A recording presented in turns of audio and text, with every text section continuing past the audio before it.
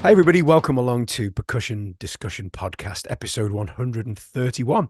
Please check out all of our social media. You can find us on Facebook, Instagram, and of course, our world famous YouTube channel where you can find the videos to accompany the audio. If you wouldn't mind subscribing, it really helps us and helps other drummers find us and like us as much as you do, hopefully. You won't find any adverts on our YouTube channel, so don't worry, there'll be nothing to get in the way. If you'd rather listen on the go, then all of our conversations are available in podcast form. These are free to download from your favorite provider. Please rate and review if you can. Again, it helps find like-minded drummers who hopefully will enjoy what we do here at Percussion Discussion. Now, this episode was supposed to come out last weekend, but I've had the dreaded lurgy, as you can hear from my voice, which there isn't much of it left. But I'm feeling better this week, and we'll get it out today.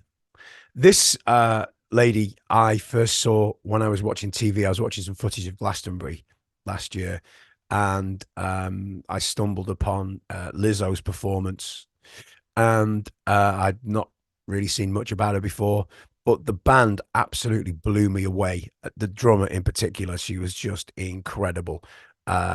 Instantly I was like, yep, I need this lady on my podcast. And I'm absolutely thrilled to say I contacted her and she was up for chatting to me. She's done quite a lot more than playing for Lizzo. She's played for Fifth Harmony. She did the 2015 Super Bowl with Beyonce. So still only a young lady, but has some serious names behind her already. So it gives me great pleasure to welcome the fabulous Michel'le Baptiste. Michel'le, thank you so much for doing this. I really appreciate it. Oh, thanks for having me. I'm excited about this. Oh, well, I'm Yeah. glad. Me too. Me too. It's great to have you here with us. Now, I'm going to get straight into it.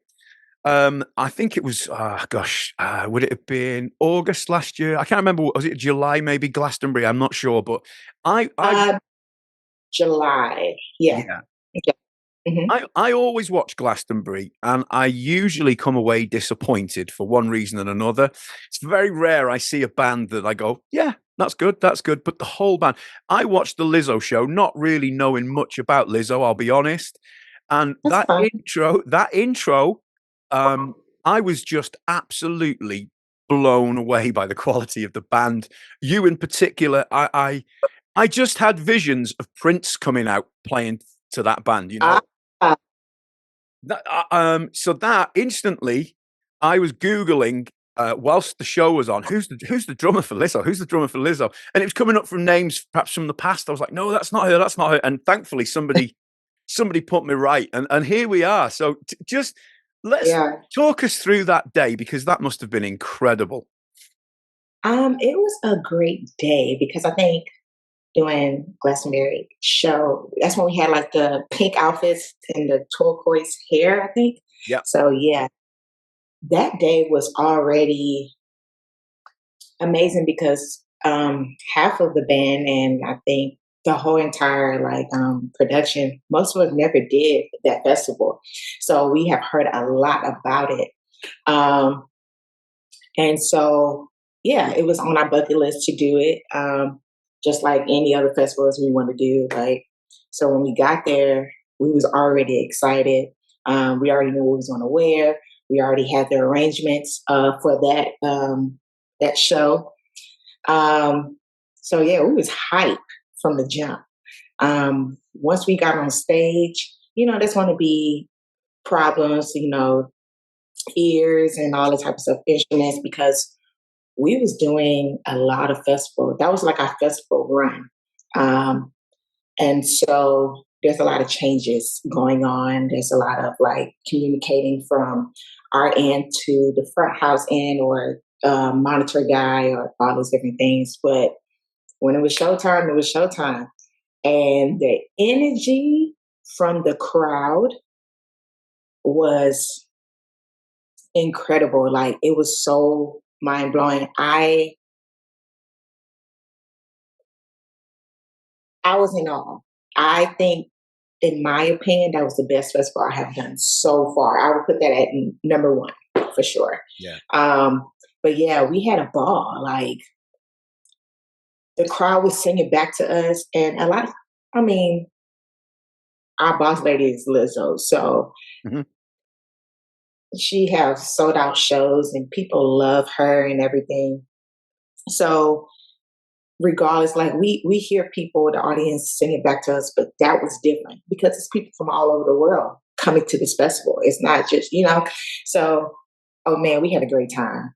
Uh there's a saying like we showed out basically, like we was like, oh, we sound we sound good. Oh, let's take it to a whole nother level. Okay, let's add this, let's add that. And we're listening to each other, we're looking at each other like, oh, you did that? Ah, you're so annoying. I'm gonna catch the next one. So it was really like we was gelling, like we always gel, but we was like really locked in, and yeah, it was an amazing, epic performance. So yeah, And the sun was shining as well, which doesn't always happen at Glastonbury. I know they said that too. We was like, wait, really? They was like, yeah, the flags, everything. We was like, man, that crowd was lit. They was lit because they was just like, I was like, oh man, this is good. I love energy from a crowd like that. Mm. But do you know, you said the crowd was lit, the band was lit, and they take their energy from the band every time. I have, Thank you. honestly, since I saw Prince in the 90s, I've not been blown away like that with a band before. Uh, What a thrill uh, being in a band like that. wow, thank you.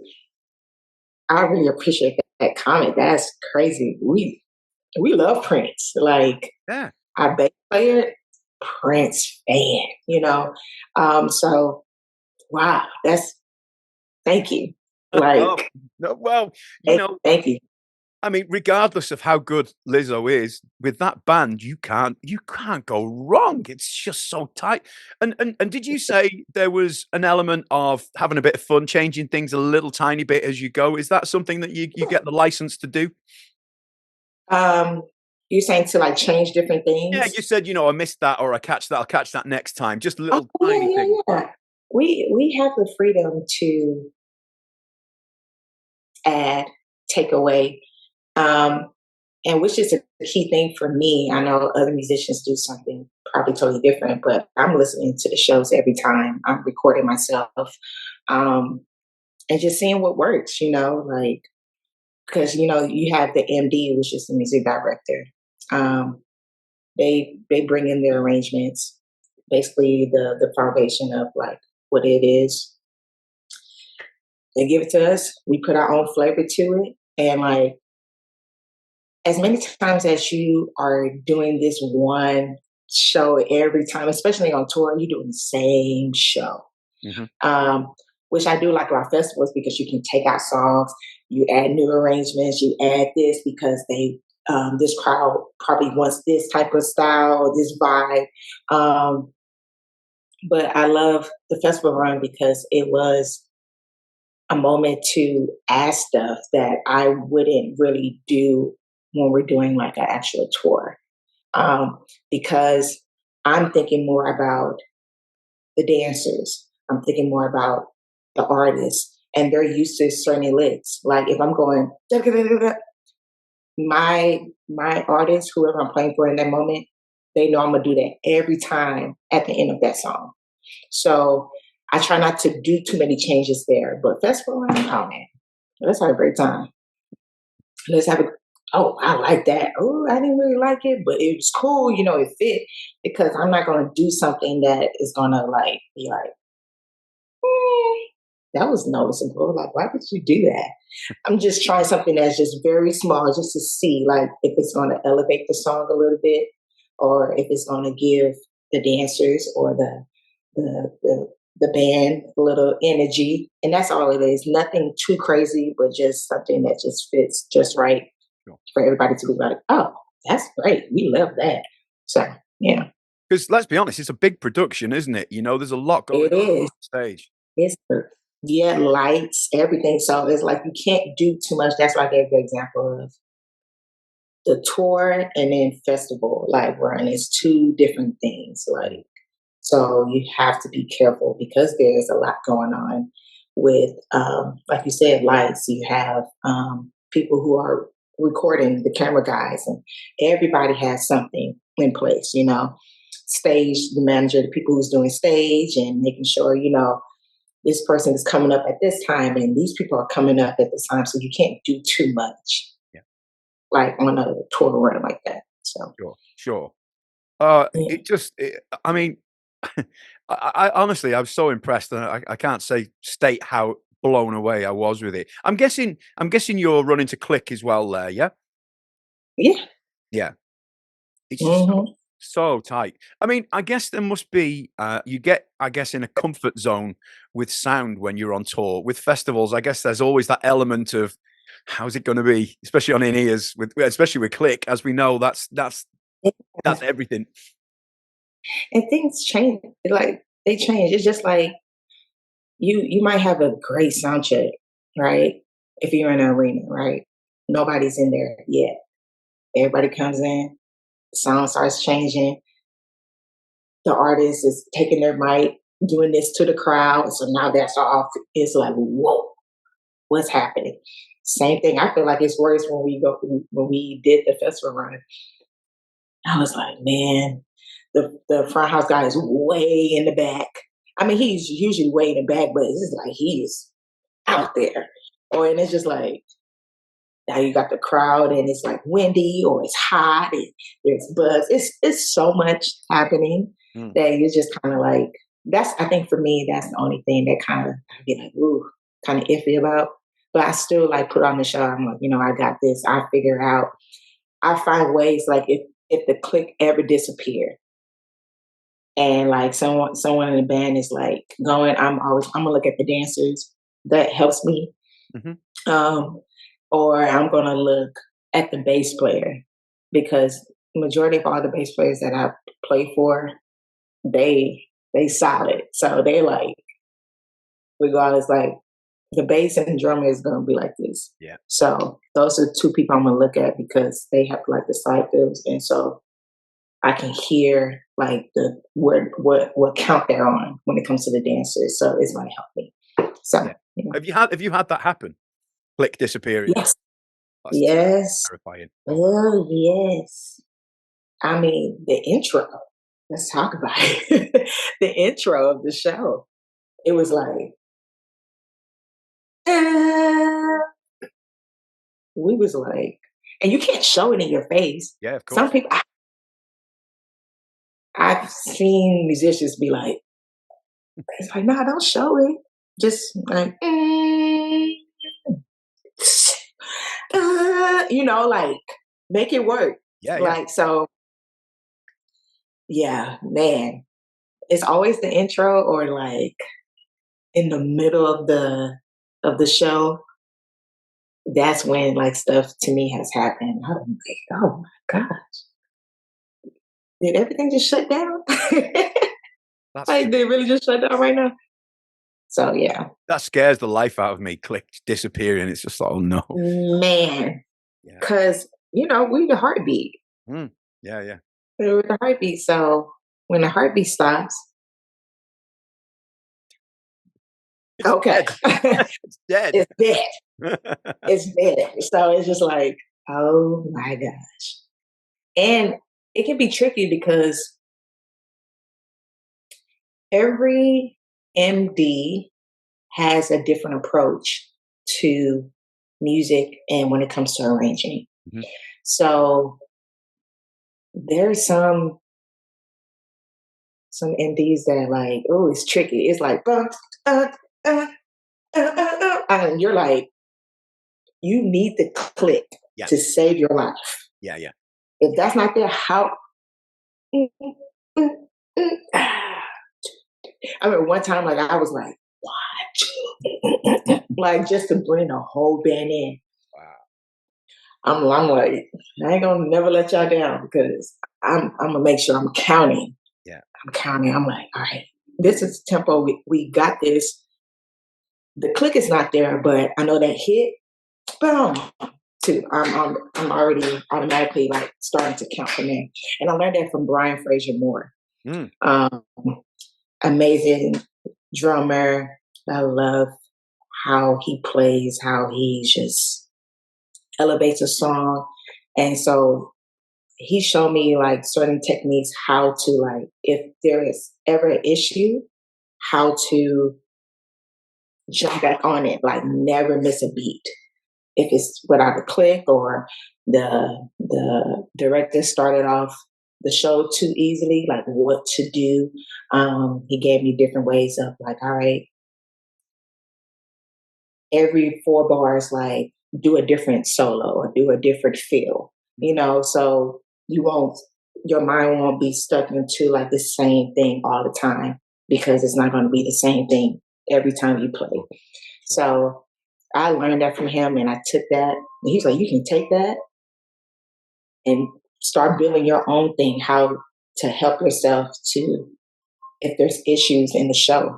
So, man, I just adapted to certain things that he taught me, and I added more stuff to that. And yeah, Incredible. it helped so much. And tell me what's excuse me, what's Lizzo like as a person to work for? As in, not as in a person, but does she get involved with what the band does, or does she leave that to the musical director?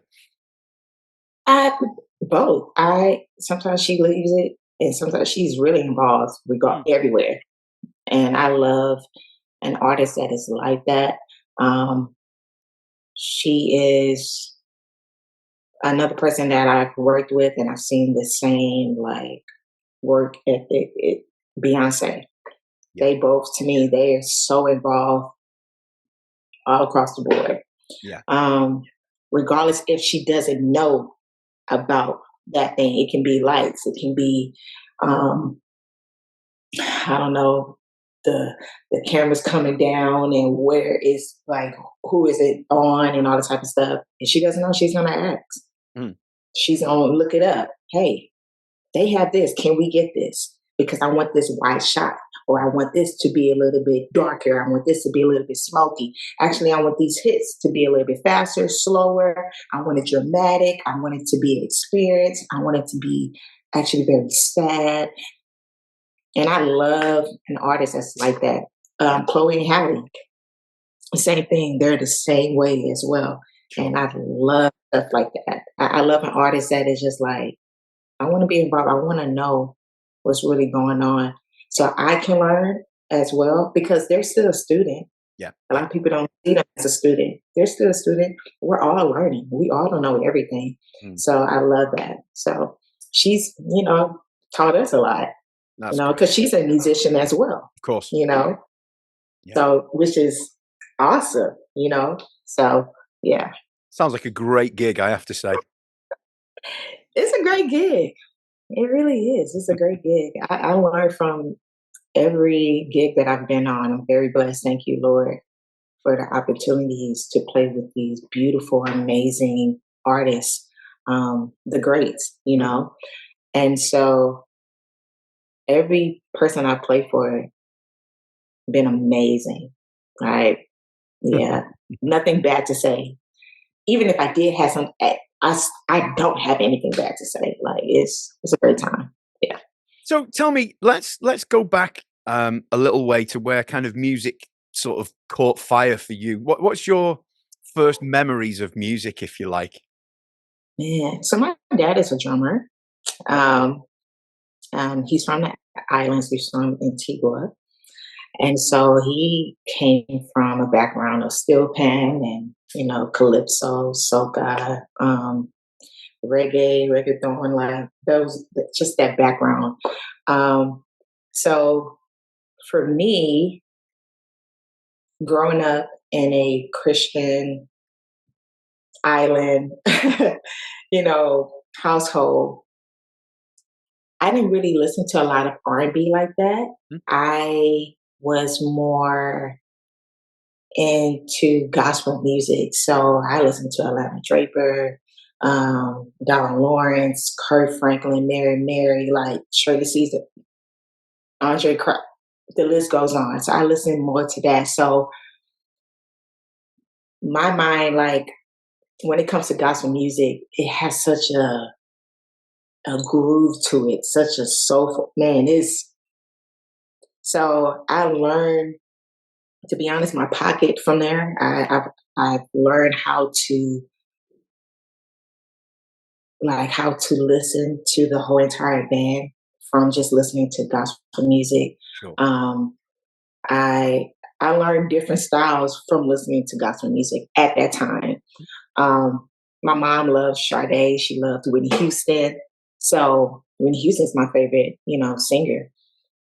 Um, and so I listen. Oh, my dad loved Elvin Jones and Tony Williams, and he also listened to Yellow Jackets, which is my favorite band. So I started to lean more into like being a jazz head, and just going crazy doing jazz for a long time. So after that, that's when I think my experience started for me when my freshman year at high school. Like it was a great time. I learned so much music. Earth, Wind and Fire. I was like, who is Mhm. this? And they're one of my favorite bands. Sure. I learned Sheila E., Prince, and all these different things because I didn't really see enough of me in like when it came to in the music industry, musicians. So when I saw Sheila E., I was like, that's how I want to move. That's where I want to be. Whatever she's doing, I want to be there. I just want to do it. Her style, like how she was playing I want to do everything because that's all I knew at the time. I didn't know there was like Cindy Blackman. I didn't know Nikki. Nobody knew. I didn't. Yeah, So of course. I was so excited just to know there was somebody else that was just like me. Um, but yeah, I started to get heavy into jazz and doing marching band, um, like drumline, everything. And after that, when I got to college, I was like, enough with jazz, I'm tired of it. My mom, she loves to hear me play jazz, but I was like, I'm tired of it. I was gonna go to new school, North Texas State, got a lot of awards to go there, all state jazz, but great. But I want to learn more. So I went to TSU, HBCU, and then after that, I went to Berklee College of Music, took all my, what I learned so far there to Boston and graduated. And I didn't take any jazz music. I didn't take any gospel music, R&B. I didn't want to listen to any of that Sure. because in the moment I knew about those things. So I think the highlight for me, to go back to what you asked, was once I got to Berklee, knowing exactly where I wanted to learn or where I wanted to be when it came to like, all right, I want to do this. I want to do film scoring. I want to do music therapy. Also, I do want to do performance because I don't know that world. It's very important how to perform. I want to do music business. I want to learn everything about that. Also, I don't want to listen. And I say I don't want to do, but I didn't want to listen to jazz in the moment or R&B or gospel. So guess what I did? I took a guitar class, acoustic guitar Hmm. class. I took a timpani class, took a Wow. xylophone class, took a South Africa class just to know the history. I took all types of different classes that didn't really pertain to like a lot of stuff that I already knew growing up. Hmm. But I took a rock class, like heavy metal. Like I took different classes, didn't know double pedal class. I took stuff that I was like, all right, what's gonna like have my brain working real hard? Because it's like, how did they do this? Oh my gosh, this style comes from this. This pairs with this. So that was like the beginning of me, or beginning of like the highlight of like, wow, music can go so far, Hmm. but they all connect in some type of way. Every genre, style of music, everything. And so, yeah, I just started learning how to sight read and Yeah. just to learn how to read music in general. So, yeah, that Wow. was So be the highlight. you went to Berklee really with a totally open mind. Nothing's Oh, out of the question. yes. Like, definitely open my, and that's the reason why I wanted to go to Berklee. Mm. Because Berklee didn't have no chains on like different things. Like to me at that time, like New School was like really heavy on jazz, even North Texas State was real heavy on jazz at that time. Sure. I don't know how it is right now, but at that time it was. So I was like, Berklee is giving me more. They're like, come as you are. I was like, I don't know how to. When I did my audition, I was like, I don't know how to read music. And I remember the guy, George Russell, who became one of my teachers. He was like, well, that's why we're here to teach you. Mm. I was like, oh, because, that's like going to Juilliard's and you're like, I don't know how to ballerina, I don't know, but they're like, Of course you but, don't. well, Yeah. yeah, it's like, we're here to teach you. Because you hear like the greats coming from these schools, Mm. like Leonard Hathaway went to Berklee. So it's like, wait, what? So I was like, okay, cool.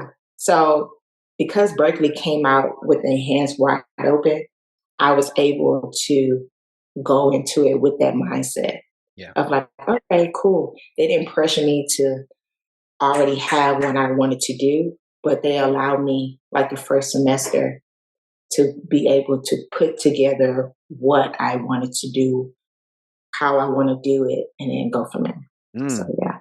So it's a difficult one to ask this after what you've just said, but did you come out of there a totally different drummer than you went in?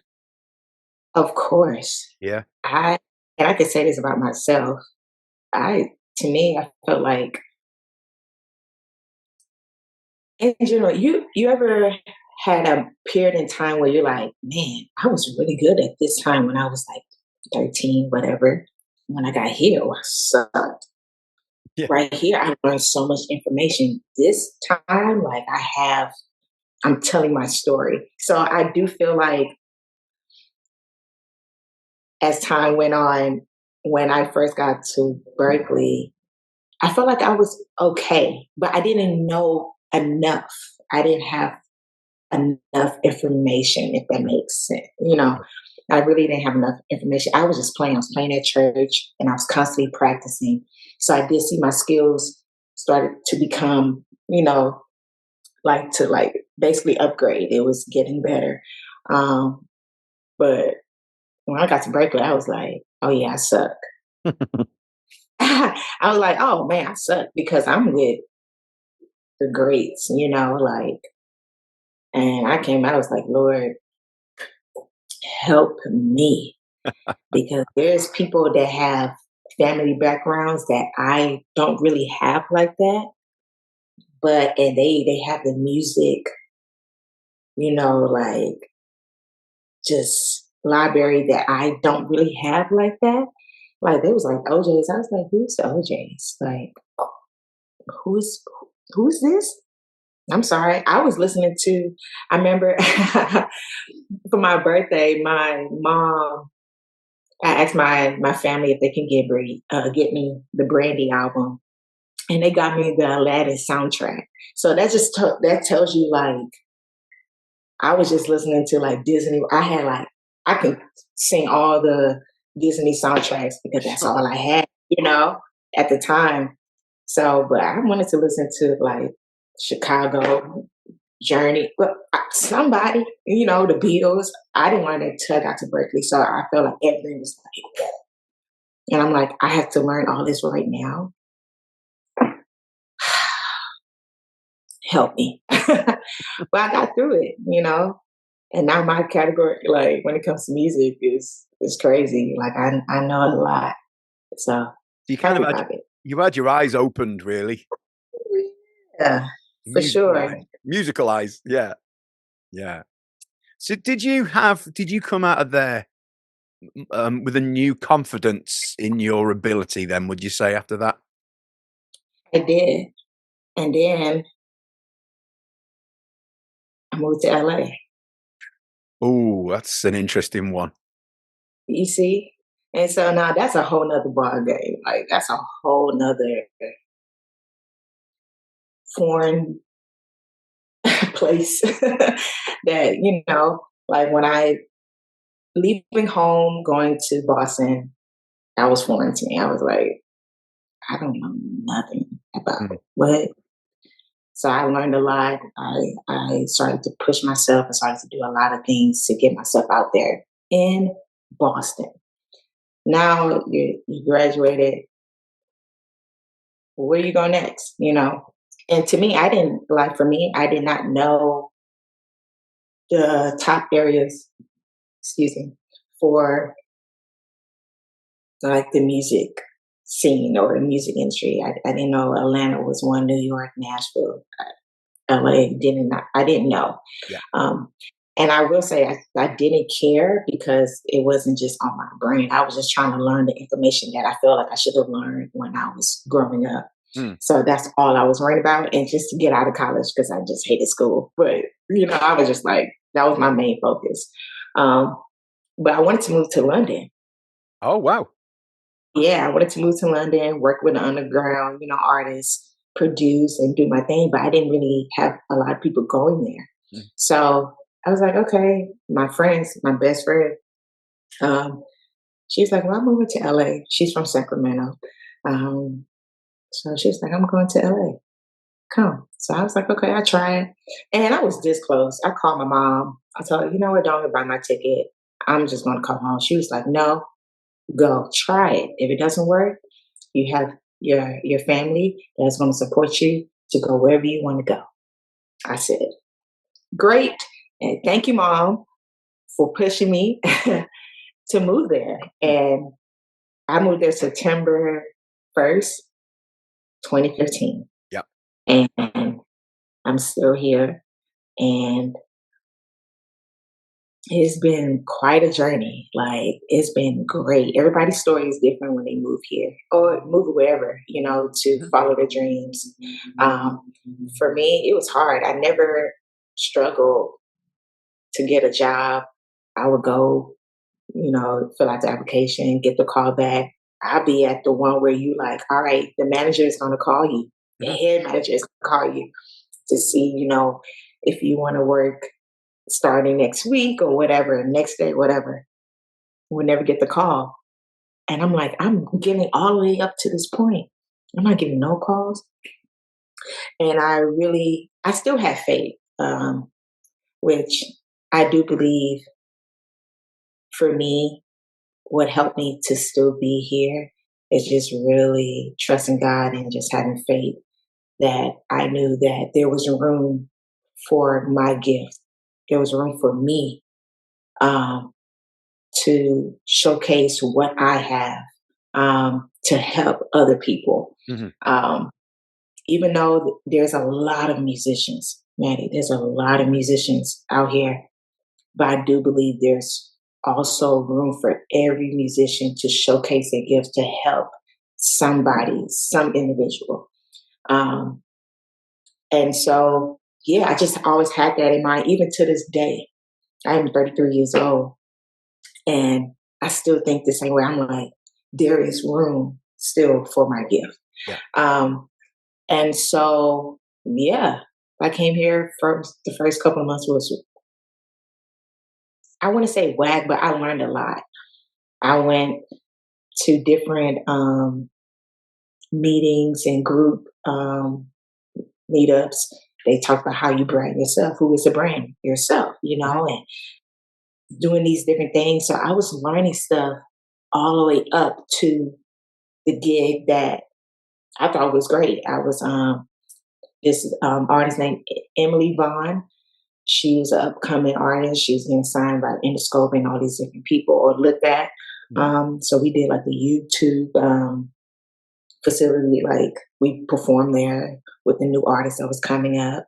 We was going to do the South by Southwest coming up, and it just went down. And I was like, what happened?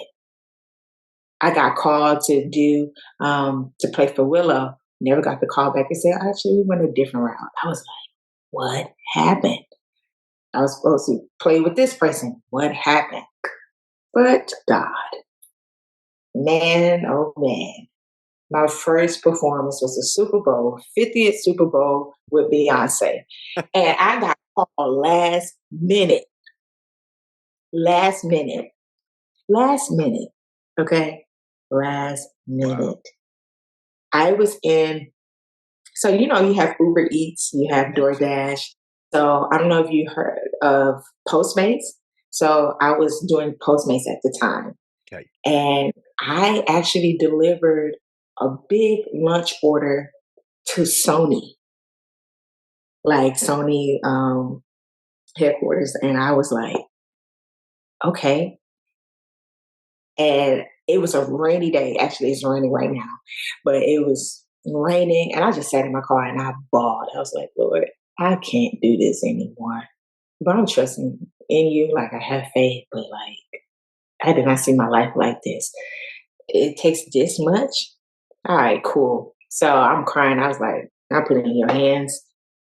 I got the call the next day, and it was like at midnight. My friend was like, hey, send a video of you marching. Send a video of you doing this. And I was like, wait, what? So I'm sending the video. Now that I know, like my friends, it was like, girl, we were laughing at you because it was so funny. But I was like, you told me to do whatever. They said the MD is going to hit you up at whatever time. I was like, okay. He hit me up probably like 3 o'clock in the morning. He was like, hey, be at Sony. Oh, wow. Right. Be at Sony at 8 o'clock in the morning. I was like, okay, I got there ahead of time. They said 8 o'clock. I was there by 7:30. And like I said, I was the last person that came in. I was the 11th person, which is 11 is like my favorite number. And so I was just like, oh, this is great. So did the Super Bowl with Beyonce, Bruno Mars, and Coldplay. Ah. After that took care of a couple months, paying bills and everything. I was playing at a church at the time. The bishop was like, hey, you ain't gonna be here for long. I was like, wait, what? We went through a lot. Then I got the call to play for Fifth Harmony Prime. I was like, yo, first tour. And they was like, they called me. The MD called me at the time and was like, yeah, we leave next week. I said, wait, what? Mind you, the next month, we had to move out of our apartment. Mm. I packed up everything and I put everything in my suitcase. So when I came back from that tour, because that was like a huge tour, worldwide like tour, all my stuff was still in the car. Like everything, my bed, everything was in my car. So I didn't have no place to stay, but I'm on a tour. So I'm like, All of a I'm grateful sudden. because I'm traveling the world, but like I don't have anywhere to go. Like in a way, like homeless, but not. So that's a journey, and it just kept going from there. So I was just like, all right, I've been very blessed. I can't But imagine how it must have felt when you got the Beyonce call. Did you know, did he tell you in the call who it was for? no, I Oh, just showed up. yeah. And like sometimes they do tell you, and sometimes they don't. But I just showed up. And that's something I want to say. Um, you never know what things are for you. You never know who's watching. Um, because you might be on a gig that is like a hole in the wall. But then let's say I'm just giving an example. Quincy Jones walks in, or Beyonce and Jay-Z, hoodie, walk in. Oh, yeah, it's solid. We should have her in our video. Mm. She should be like the main actress or the main, you never know. So I always tell people to just show up on time, show up being confident in yourself, knowing that you're supposed to be there. And also just have so much, like, have respect for yourself because, like, I do feel I've seen people in different industries that they show up and they don't care about themselves. They're just wilding out and they don't Mm. care who's watching. But because they have a name for themselves, they Sure. feel like that gig or that promotion or whatever can't be taken from them, Mm. you know? But it's like, it can, you know? And I also tell people to be mindful when it's time for you to move on, you know? Um, when it was time for me to move on from Fifth Harmony, you know, I talked to the artist. I said, hey, I love y'all, but I think it's time for me to move on. They was like, what? What can we do? I was like, I think it's just time. And it opened a door for like one of my good friends to come right in because you never know when that the next person that's coming in, how much that gig or whatever is happening, they needed that in that moment, Yeah. you know, to help them to push to go into their next season. Yeah. So you have to create room for yourself to also be aware of like, okay, I did this long enough. All right, it's time to go. All right. All right, cool. Or But stay here long. yeah. But equally, you've not burnt any bridges either. You know, you can go back if you need to, or if you want. Yeah. You know? And look, what you said the right thing because I was able to go back. Mm. They called me, hey, are you available? We need a drummer for this because, you know, so and so wasn't available. Okay. You know, because there's no bad blood. Like when you do things the right way in a professional way, Yeah. like I played for Normani, you know, and she came from Fifth Harmony. So I've met up with, you know, Dinah if I see, hey, you know. So yeah, no bad blood at all. And I guess once you've got a name like Beyonce on your CV, I'm guessing Hmm. things have to get a little bit easier getting new gigs. Who have you played for? Well, Beyonce, and you know, and the evidence is there for everyone to see. I mean, it's no small gig, the Super Bowl, is it? Let's be honest. Super Bowl was very huge, but that goes back like that being in a marching band that was so big, even in high school, going to college, like it. I already knew that energy Yeah, because we went to the Astrodome or we went to like Rose Bowl. Like I already know that energy of like a stadium. yeah, So doing it, I was like, wow, I'm back here again. But this is just a different thing. It's the mm, Super Bowl. yeah, So yeah. it's kind of like, wow. So, you know, I come from the South, you know, Houston, Texas, and they do Battle of the Bands. Mm. It's really big out there. Same energy. Everybody. So it's like, oh, okay, it was the same thing. So it was a great time out there. Yeah. Yeah. I don't know who was playing. I think the Panthers and Broncos or something that year, probably. I think so. But yeah. You know better than me. Yeah.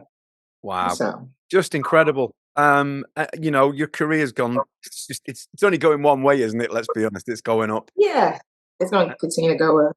Yeah. Yeah. And what about at the moment? Have you got a lot going on at the moment, Michelle? In the moment right now, I'm in this group called Lady. Mhm. Um, it's spelled LA''dy. We just put out a single called Love Me Down, and Sirius XM has been blowing up on the charts. We're about to go national with it, and that's going to be amazing. But yeah, we've been number one on the charts for Sirius XM Wow. for quite a while, going from one and two, like beating out like Usher and all these other people Wow. that's on for the R&B chart. So it's been great. Um, so focusing more on that, and I've been jotting down things on my board of what I'm going to do this year. Like I just say, like I'm doing Coachella this year on the main stage. Okay, cool. I'm going to get these brand deals with this brand, this brand, this brand. So that's how I've always spoke over my life, and those things has happened. So, lady is going to be successful. Um, Honestly, we don't have the whole group on here if you want to talk to us Hey, because we're yes, growing up. You that would be know, good. So yeah, that's what's happening right now. We're like just branding ourselves as well, pushing our our music right now, and it's still early in the beginning of the year. I know, like the Grammys is coming up. I know Super Bowl is coming up. They're always close to each other. So, but it's still, working itself out, like who's going out this year and everything like that. It's still early. Sure. So, um, so with that being said, like just creating, producing, learning a lot, learning Ableton, learning. This is like my time to learn a lot of stuff that I didn't really have time to learn, and it's okay. It's never late to learn. I always tell people that too. It's never Yeah. late to learn. So, yeah, I'm just learning as much as I can, building as much as I can, and like shedding still. I'm about to go soon and just probably share with a friend and learn from them. They learn from me something. But yeah. That was going to be my next question. Do you get to play a lot? Okay. Do you have a space where you can go and just tear it up? So here's another thing. I used to have a space where I used to go record myself, see how I sound, and I used to post videos. Especially during the pandemic, I put myself out there like that. Um, and then once that stopped, I was just like, you know what I'm about to do, I'm gonna go, and because sometimes it's hard to find a spot, especially like when you're moving and all around, it's hard to like get a spot that way. So I have a setup downstairs in like in the basement area, and I practice on the pad and just do whatever I got to do. 10 minutes, so 10 minutes a whole week. Next week I go up 20 minutes. Next week I go 30 minutes, and like just getting back into, like I said, reading, because I haven't done it in so long, and I'm like, I feel real slow. I'm like, what is happening? But rudiments. I had surgery on my feet like a while ago, like a couple years ago. So like usually when you have metal in your feet, sometimes it's tough. If it gets too cold, sometimes if it gets too hot, you never know. Sure. So I'm constantly like trying to elevate like my feet to like keep building, get stronger, get faster. So yeah, I start off going real fast, even when I'm teaching my students. All right, because with kids, they love to do stuff fast, Oh fast yeah. tempo. Oh yeah. Right when I slow it down, right when we go like 50, 60, even 80, they're like, mm-mm. Can we go faster now? Nah, because so your brain could basically like capture, like understand what's happening. Sure. Like you see all the dynamics and everything in that, from like 50 to 80 to me. You're like, oh, okay. You can count with that, and you can know how to go certain places. So I always start with them, start fast. Even with myself, start fast and then slow down. And I'm like, oh man, this is really hard. But I'm understanding how to get here, how to do this, what makes sense. So yeah, we don't want no injuries. So that's how you, I you practice. you play you play pretty flamboyantly, which is a great thing, I think. Thank you. It's all part of the package, isn't it? At the end of the day, Yeah. And I learned that from seeing like people like Brandon Macklin. He smiles when he plays. Clement Poindexter. They have this energy of they're like, they like, yes. And I used to be like, you know, oh, I'm looking down, and I noticed that about myself. I'm like, I'm looking down a lot. Bring up your head, like you're here. Yeah. Show your face. So I'm glad that she was like, my energy is flamboyant. Thank you. I worked a lot on that, and I'm still working on that Sure. because now I'm an artist. So now I have to like like getting to it.